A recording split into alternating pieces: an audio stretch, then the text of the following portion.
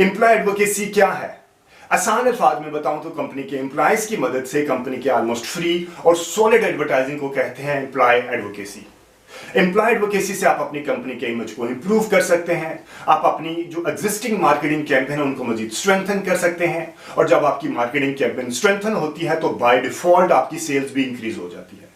Employ advocacy से आप industry के अच्छे टैलेंट को अपनी कंपनी की तरफ अट्रैक्ट कर सकते हैं, आप अपने एग्जिस्टिंग स्टाफ में लॉयल्टी क्रिएट कर सकते हैं, और जब आपका एग्जिस्टिंग स्टाफ में लॉयल्टी क्रिएट होती है वो तो लंबे अरसे तक स्टे करते हैं और आपकी कंपनी की रिटेंशन रेट भी इंप्रूव हो जाती है।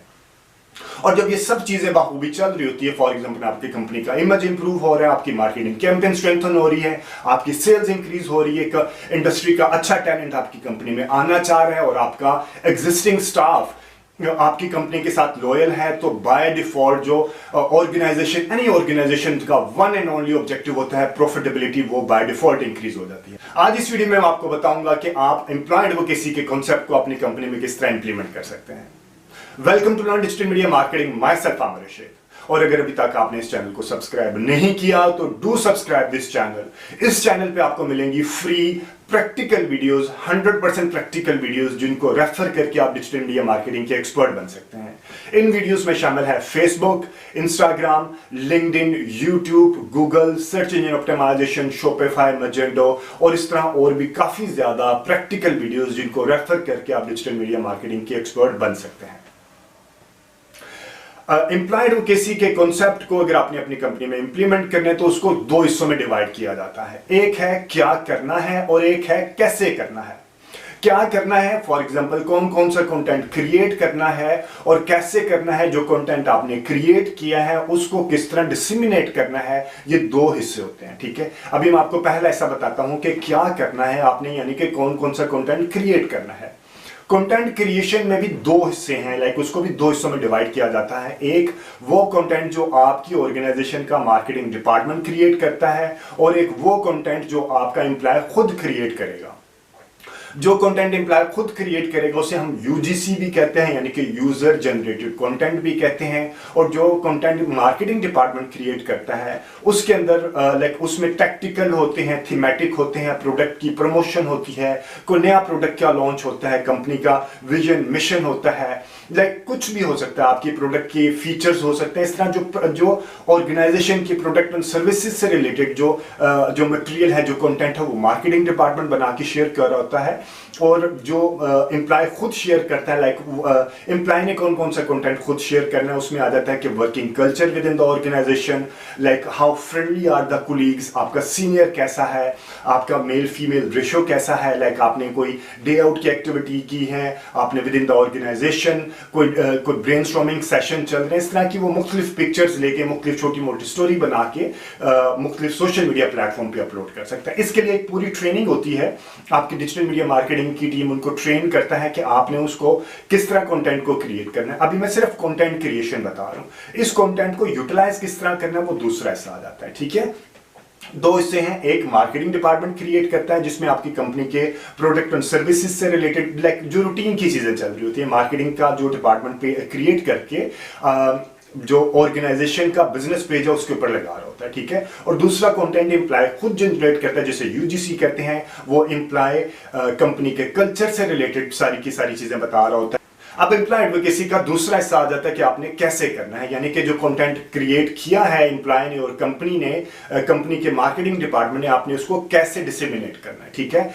जो मार्केटिंग डिपार्टमेंट कंटेंट क्रिएट करता है वो बाय डिफॉल्ट खुद ही फेसबुक, लिंक्डइन, इंस्टाग्राम, यूट्यूब या जो भी उसके सोशल मीडिया, ट्विटर के ऊपर जो भी उसके सोशल मीडिया प्लेटफॉर्म होता है वो वहां पे लगा देता है, ठीक है। अब एम्प्लॉय ने क्या करना होता है कि उस कंटेंट को रीशेयर करना होता है, रीपोस्ट करना होता है, उसके ऊपर लाइक करना होता है, कोई एंगेजमेंट करनी होती है, इस तरह वो सारी चीजें करते हैं। हाँ, एक चीज मैं बता दूं कि जो एम्प्लॉय ने करना होता है वो फेसबुक पेज या इंस्टाग्राम के ऊपर वो अपने पर्सनल प्रोफाइल के ऊपर भी कर सकते हैं, लेकिन ज्यादा रिकमेंडेड होता है कि वो फेसबुक का बिजनेस पेज क्रिएट करें और उसके ऊपर ही पोस्ट करें, ठीक है।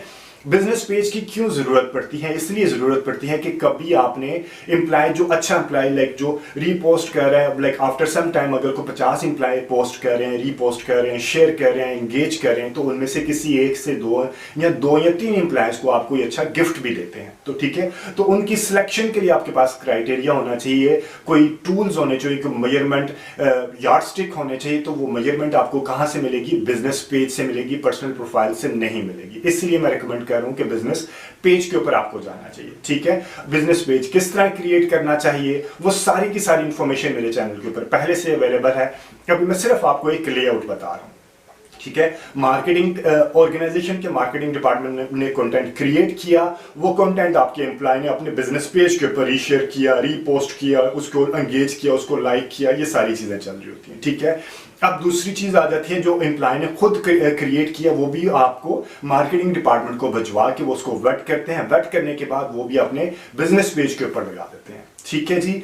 अब ये हो गया इसका कि क्या क्रिएट करना है, किस तरह डिसमिनेट करना है। जो टूल्स मोस्टली यूज होते हैं, फेसबुक और इंस्टाग्राम सबसे ज्यादा यूज होता है, और लिंक्डइन के ऊपर भी एक प्रॉपर सेपरेट एम्प्लॉय एडवोकेसी से रिलेटेड अगर आप टूल्स में जाके देखेंगे, तो मैं अभी आपको पिक्चर भी शेयर कर दूंगा। तो एम्प्लॉय एडवोकेसी का एक स्पेशल टूल है, एक स्पेशल एलिमेंट है, जिसको क्लिक करके आप एम्प्लॉय की एडवोकेसी वहां से क्रिएट कर सकते हैं। इसी तरह आप ट्विटर के ऊपर भी लेके चल सकते हैं, आप लिंक्डइन के ऊपर भी लेके चल सकते हैं।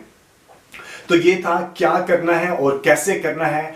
अब मैं इसकी आपको थोड़ा सा रीजन टू बिलीव बता दूं कि आपको ये क्यों करना चाहिए। बेनिफिट बता दिए, अब रीजन टू बिलीव क्यों है इसका। फॉर एग्जाम्पल, मैं एक ऑर्गेनाइजेशन में हूं। अब जब मैं ऑर्गेनाइजेशन के बिजनेस पेज पे ऑर्गेनाइजेशन की पोस्ट लगाता हूं, तो उसकी ऑर्गेनिक रीच, जिसे हम फ्री पोस्ट की रीच कहते हैं, वो लेस देन 1% होती है।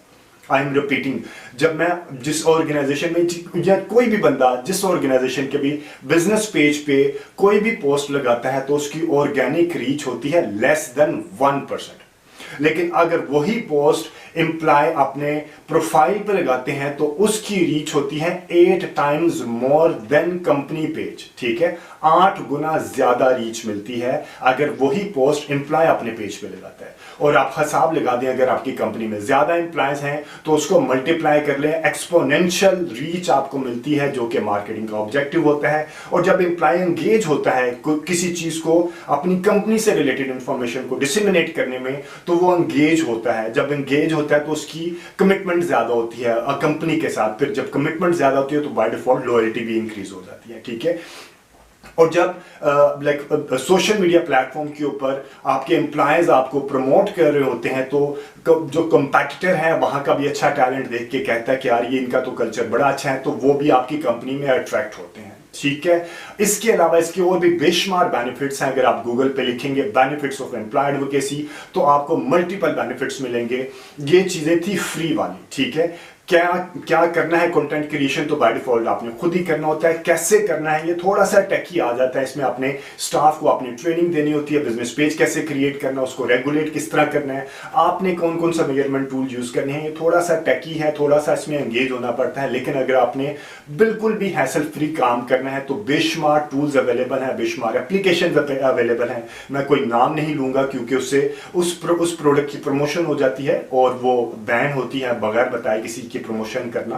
तो काफी ज्यादा एप्लीकेशंस अवेलेबल हैं। आपने वो एप्लीकेशन पेड होती हैं, आप सब्सक्राइब कर लें।